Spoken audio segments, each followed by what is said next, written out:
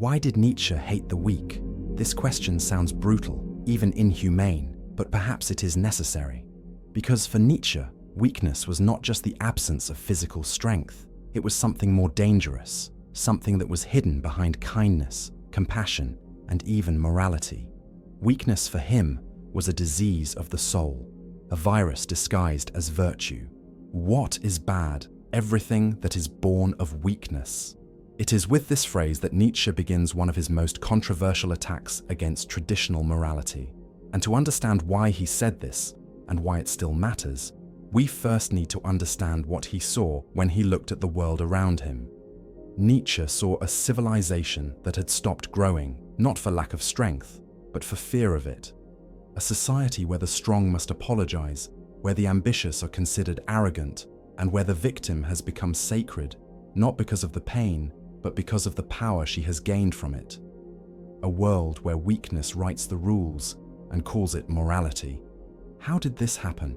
Nietzsche believed that it all began with a moral inversion, the birth of what he called slave morality. The weak, unable to impose themselves in the physical world, learned to dominate the symbolic world. They began to call strength cruelty, pride sin, desire temptation, and in doing so, they created a new moral order where suffering is a sign of goodness, where not acting is a sign of wisdom, and where questioning all of this is a sign of perversion. But Nietzsche didn't hate the weak for being weak. He hated them for lying about it. Because when weakness dresses up as virtue, it becomes dangerous. It sabotages those who want to grow. It drowns those who try to rise. It turns humility into an excuse and resentment into religion. And this is why Nietzsche saw weakness as the origin of dishonesty, stagnation, and above all, nihilism. It's not just a question of strength, it's a question of truth. Because the weak, according to him, not only lie to others, he lies to himself. He says he didn't want what he didn't get. He calls arrogance what threatens him. He praises the simple because he is afraid of the grandiose. And in the end, he destroys the world around him, not with open hatred, but with a fake smile and twisted morals. Nietzsche did not want a cruel world. I wanted an honest world, where pain was not celebrated as holiness, where the desire to grow was not punished as a sin, where the force didn't need to apologize for existing. This is not a criticism of vulnerability. It is a warning against lying. Because, as we will see in this video, true weakness is not in those who suffer, but in those who use suffering to prevent growth. And true strength for Nietzsche is not in dominating others, but in dominating oneself.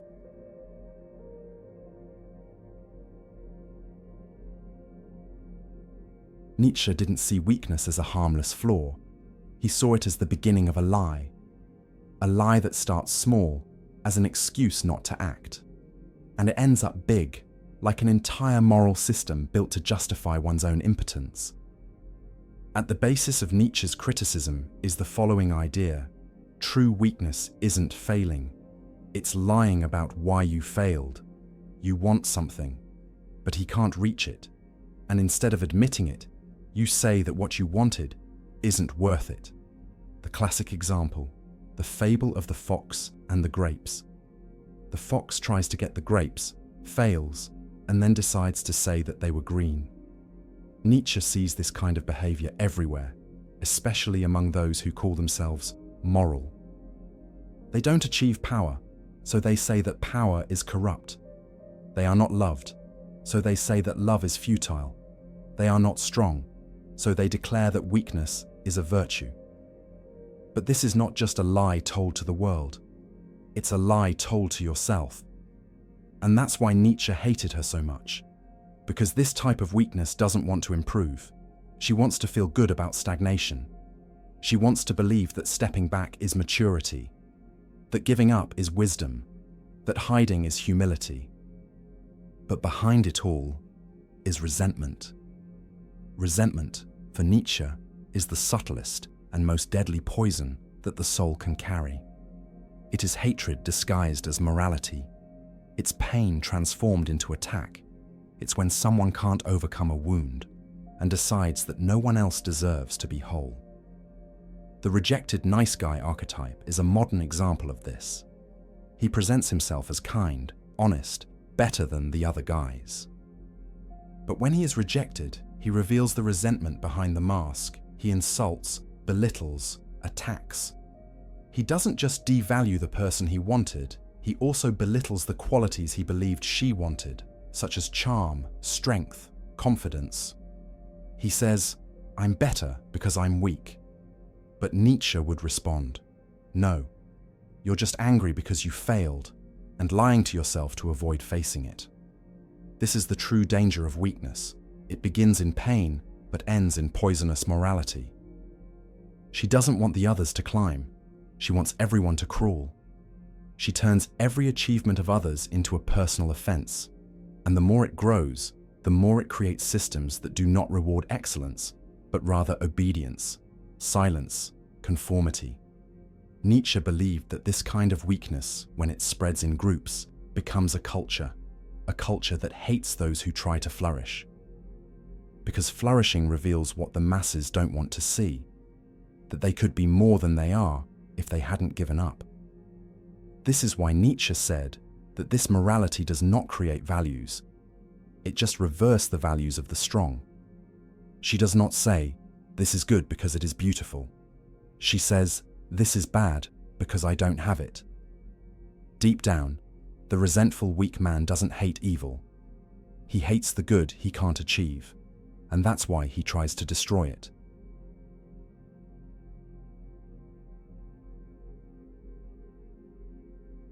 Nietzsche believed that true strength lies not in external domination, but in internal organization.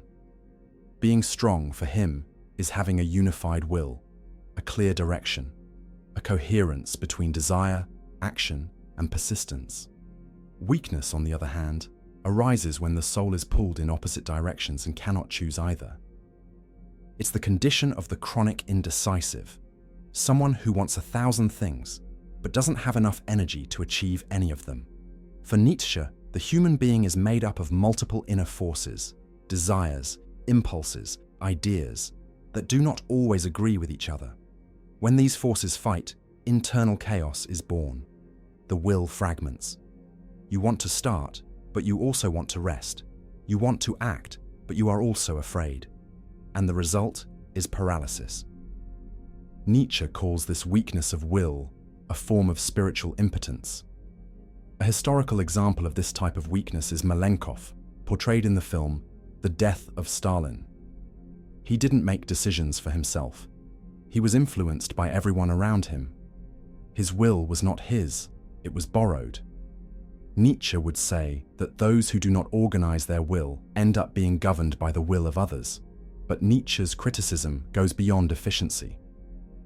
For him, a disorganized will destroys the meaning of life. Without direction, suffering becomes unbearable. Without purpose, pain does not transform. It only corrodes. This is why he sees the disorganization of the will as the prelude to nihilism, when nothing else seems worth it, because you can't sustain any choice until the end. The antidote to this weakness, according to Nietzsche, is self-overcoming, the ability of the will to dominate itself.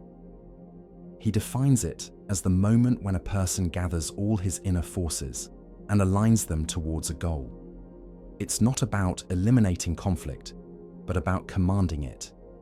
It is the will trained to resist, insist, and become power. This idea appears emblematically in the concept of the Übermensch, the being who creates his own values and lives by them with conviction. It doesn't matter if the world approves, if others understand, or if the culture supports it. This type of individual acts not because he can, but because he chooses to, and sustains that choice with consistency. Nietzsche believed that this capacity for internal persistence was the mark of the great, not those with titles, fame, or authority, but those who can say yes to themselves and maintain that yes even in the midst of chaos. Therefore, he said that a man without an organized will cannot trust himself, let alone others. Your word carries no weight. Your purpose changes with the tide. He lives in eternal hesitation, with promises he never keeps and dreams he never pursues. And when these types of men occupy leadership positions, the entire structure around them rots. Why, without a strong will, there is no direction. And without direction, there is no future.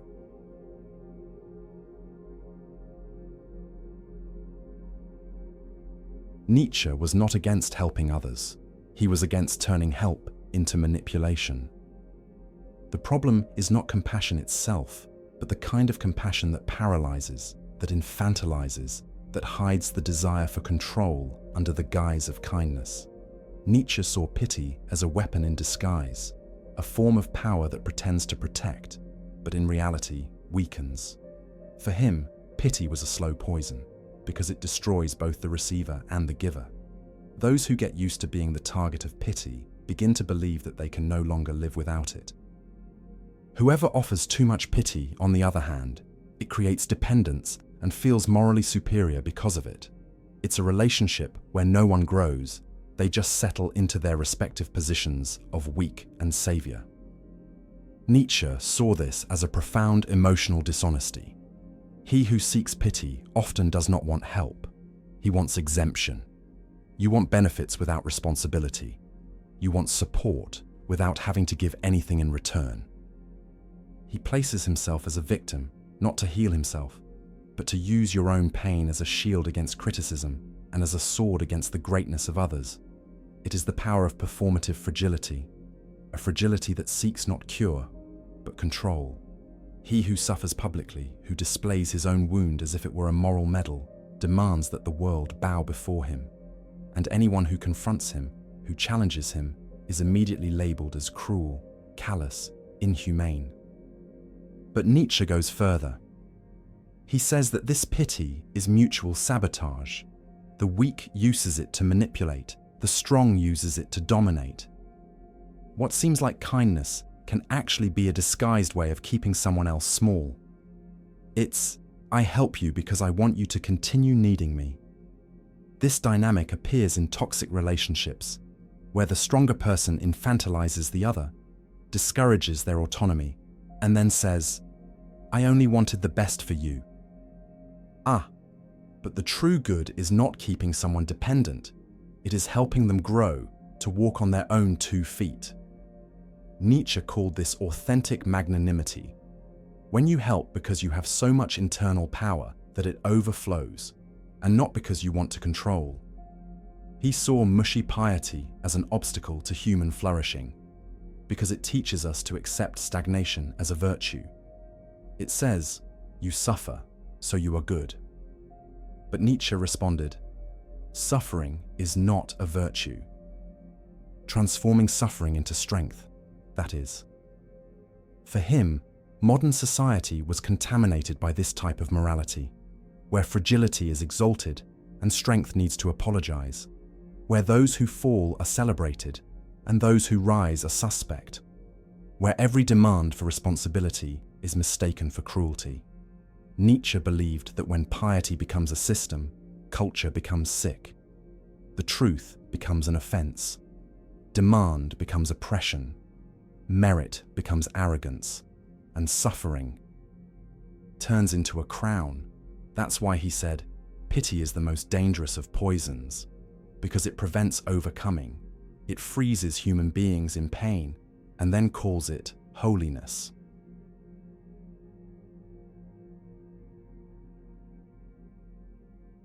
Nietzsche didn't want you to be good.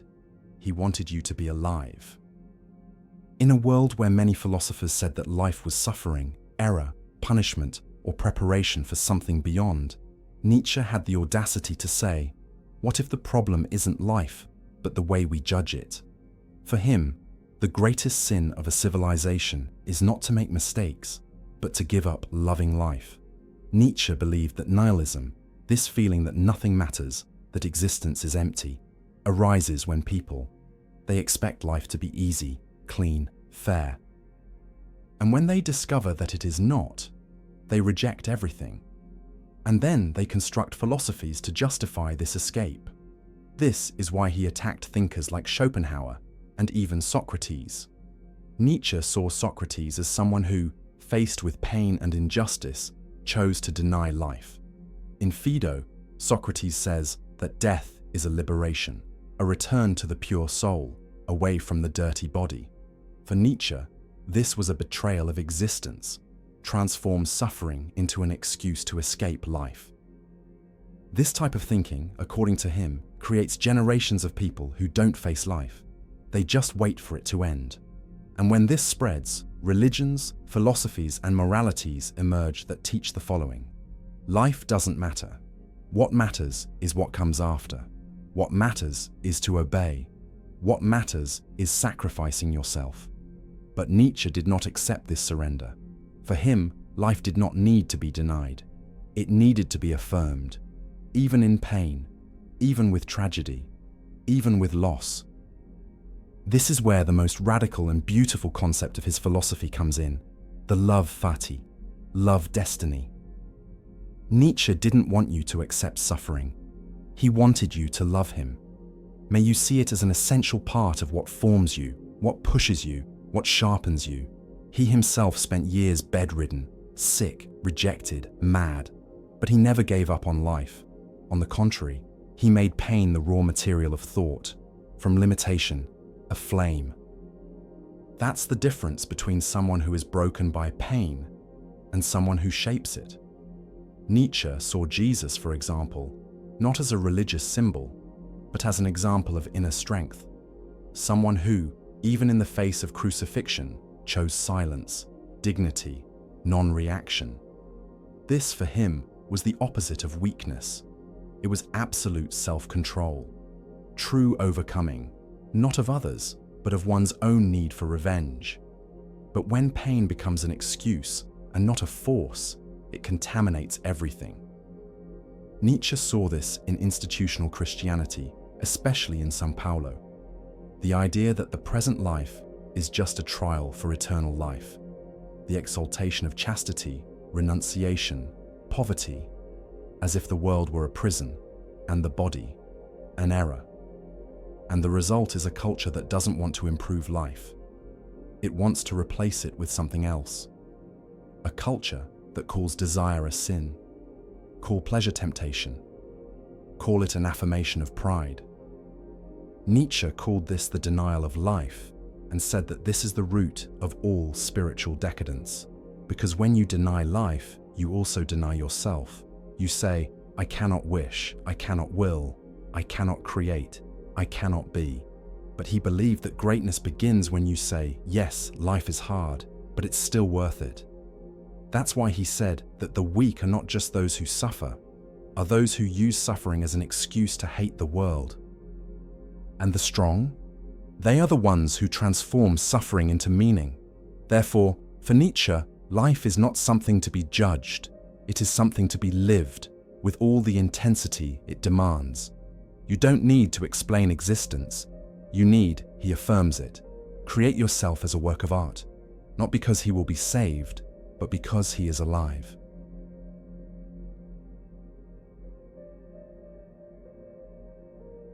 Nietzsche believed that weakness does not destroy the world with violence, but with silence, hesitation, and false kindness. It does not invade like a war. It settles like a climate, like a fog that seems light, but obscures everything. Weakness, when it becomes the norm, does not ask for permission. It changes the rules, redefines values, and transforms cowardice into prudence. The big trap is that weakness rarely presents itself as weakness. That comes dressed in caution, wisdom, and compassion. That says, maybe this isn't the time. Let's wait a little longer. We won't offend anyone. And so, the voices that could lead are silenced by those afraid to move. Nietzsche saw this not just as a psychological phenomenon, but as a civilizational problem. Entire cultures can become ill when they reward conformity and punish courage. He saw this in Christianized Europe, but the criticism is timeless. When those who do not act begin to control those who dare to act, collapse is inevitable. This contamination begins in language. Words like pride, ambition, and excellence start to sound like sin. Praise is reserved for empty modesty, for humility that does not build, for suffering that does not move. Nietzsche called this herd morality, a morality made to protect mediocrity, not to elevate the human spirit. What we are currently seeing a lot with woke culture. Weakness spreads because it is comfortable. It does not require sacrifice. No action required. She says, "Stay where you are. You're already good like that. Don't try so hard." Those who try too hard make mistakes. And so, entire generations.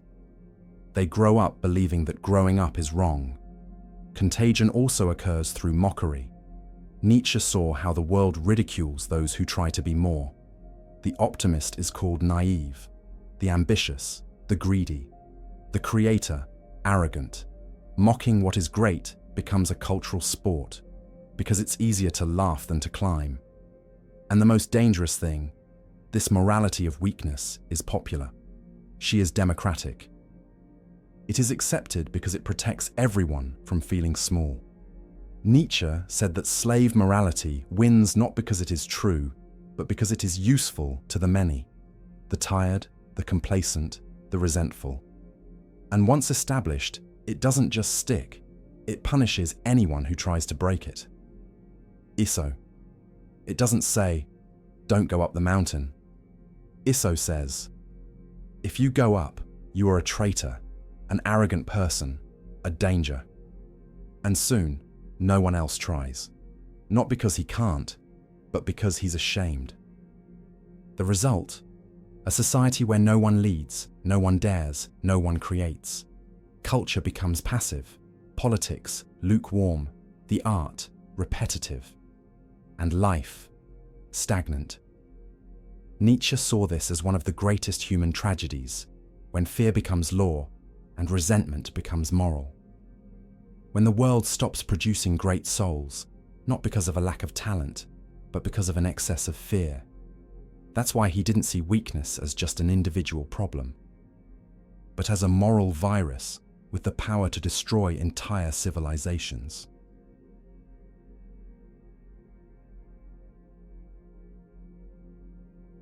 Nietzsche didn't just see weakness as a state, he saw it as viral behavior. She is not content with being what she is. She needs to justify herself. You need to protect yourself, and worse, you need to reduce others so you don't feel so small. Therefore, it does not just exist, it spreads. The weak don't just want the world to accept them as they are. He wants the world to bow down to his impotence. He doesn't just say, "I can't do it." He says, "You shouldn't try either." And this phrase, disguised as prudence, it is the first poison he spreads. Nietzsche identified a deep psychological pattern in this dynamic. The weak don't want to grow, they want to drag. Because when someone grows up close to him, something uncomfortable happens. The existence of the other reveals your own stagnation. And then he reacts, not trying to improve, but trying to reduce. It's the famous, "Don't be one of those" when someone dares to dream. You share a plan, an ambition, an idea. And then comes the soft but poisoned answer. You're thinking too big. You will end up frustrated. Better be realistic. It's not advice, it's sabotage disguised as care. Nietzsche called this reactive morality, a system created not to produce greatness, but to judge those who try to achieve it. And in many cases, these people don't even realize they are being infected. They sincerely believe that they are being ethical, humble, balanced. But behind this, there is an unconscious desire for revenge. If I can't have it, no one can. This is the logic of resentment, transforming personal frustration into universal morality. Ambition turns into greed. Confidence turns into arrogance. Highlight becomes arrogance. Everything that threatens the emotional comfort zone of the weak is renamed an ethical error. And the worst? This speech convinces, because he seems moral, he seems sensible, he seems compassionate. But Nietzsche warns us. What appears to be goodness may just be refined hatred. A hatred that doesn't scream, but whispers. Which does not destroy, but corrodes. And how does it spread? For guilt. You feel guilty for being strong. Guilty of having ambition. Guilty of not wanting to limit yourself. And little by little, you start to reduce yourself so as not to bother them, to hide so as not to offend, sabotaging yourself so you don't shine. Nietzsche saw this process as a threat not only to the individual, but to the very idea of human excellence. Because when weakness gains moral status, the force needs to apologize for existing. And in this upside-down world, the bold are rebuked, the brave silenced, the visionaries ridiculed. This is how weakness becomes the norm, not because it won through reason, but because it won through shame. The shame of wanting more, to stand out, of not wanting to be just one more.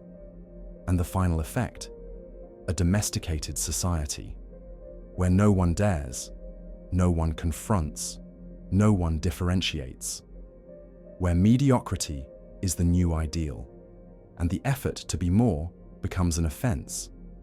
Nietzsche saw all of this as an epidemic of the soul, an unhealthy spirituality which rewards shrinkage and punishes expansion.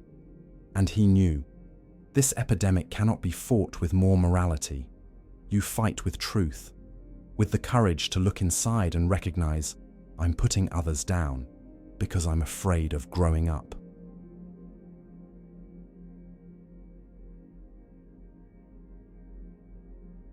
Nietzsche knew that living in a world contaminated by the morals of the weak required a form of active resistance. It was not enough to simply ignore weakness. This was seductive. This was disguised as compassion, humility, wisdom. Therefore, Nietzsche proposed a difficult but liberating path, self-overcoming as a shield. The first step is to recognize the lie where it hides, especially in yourself. Because everyone, at some point, pretends that they don't want what they deeply desire. Everyone sometimes holds back and calls it prudence. Defending yourself from weakness starts with brutal honesty with your own fears. Nietzsche believed that the great remedy against moral contagion is organized will. It's not enough to have a desire. It needs to be shaped. Transform scattered desires into coherent, directed, firm action. Those who organize their will stop being thrown around by the world and start to shape it. The second shield against weakness is strategic silence. Nietzsche said that those who have real strength do not need to justify themselves. Greatness doesn't scream. That age. And when confronted by fragile voices that try to diminish her, she don't play the blame game. She just keeps going. The third element is amor fati, loving destiny, even in its pains. Nietzsche believed that most people try to escape reality because they do not accept suffering as an essential part of life. But whoever says yes to life as it is, with its contradictions, pain and losses, becomes immune to the speech of the resentful. Because you no longer need someone to blame. Not even an apology. Not even a fake world where everything is fair. He lives in the real world and flourishes within it. At the collective level, Nietzsche saw culture as the terrain where moral resistance should flourish. A healthy culture, for him, is not one that comforts. It is one that challenges. An education that teaches willpower, consistency, and self-responsibility is an antidote to a fragile spirit. Nietzsche did not want schools that teach what to think. He wanted schools that teach you to think, even when it hurts. And perhaps the most difficult of remedies, the refusal to settle for the approval of others. Nietzsche knew that real strength is solitary. This is misunderstood. This does not seek applause. It seeks coherence with itself. Therefore, defending yourself from weakness requires courage to be misunderstood, to be hated, to be called arrogant, by those who never dared anything. A weakness is contagious because it hides. But strength can also be when it becomes an example. When someone resists the herd, acts clearly, transforms pain into creation, and refuses the role of victim, he becomes a new reference. That does not teach with words. This teaches with presence. Nietzsche believed that the world does not need more moralists, need more creators. Creators of meaning, values, paths. People who don't bow down, but who, by standing up, invite others to stand up too.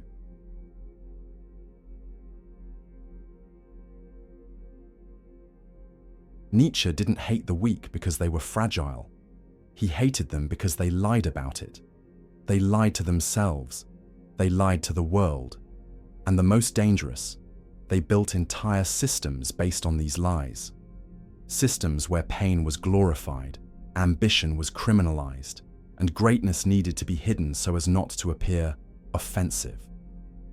He saw this morality of resentment as a social risk, the inversion of everything that makes us alive, where suffering is more valued than creating, where silence is mistaken for wisdom, and where the fear of failing is so great that no one tries to win anymore. Nietzsche believed that the world is made sick, not by the evil of the strong, but by the moral power of the weak. When the weak dictate the rule, the strong are to blame. When the resentful write the laws, the honest remain silent. And when lying is promoted as a virtue, the truth becomes unbearable. But he also believed there was another way, and it started with a brutally simple gesture. Stop pretending. Stop pretending you don't want it anymore. Stop pretending it doesn't hurt. Stop pretending that resignation is wisdom. Assume the will. Assume the chaos. Assume the responsibility of creating meaning, even without guarantees. This is the essence of what he called self-overcoming, transforming suffering into power and fragility into flame. The strong, for Nietzsche, is not the one who dominates others. That's who do not betray yourself, who doesn't exchange their own strength for approval, who refuses the comfortable lie and chooses the uncomfortable truth. Because in the end, Nietzsche's big question is not moral, it's existential. It's not about being good, it is about be whole. Be someone who looks at themselves unapologetically, who looks at life without needing to deny it. And that in doing so, you become a presence so real that no herd morals can erase you. Nietzsche did not write for everyone. He wrote for those who are ready. For those who have felt silently that something is wrong with the praise of fragility. For those who have already hidden their own greatness so as not to offend the mediocrity of others. For those who have pretended humility just to not feel alone at the top of the mountain. The question he leaves is not, do you believe this?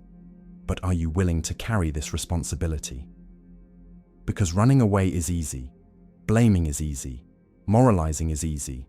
The difficult thing is becoming.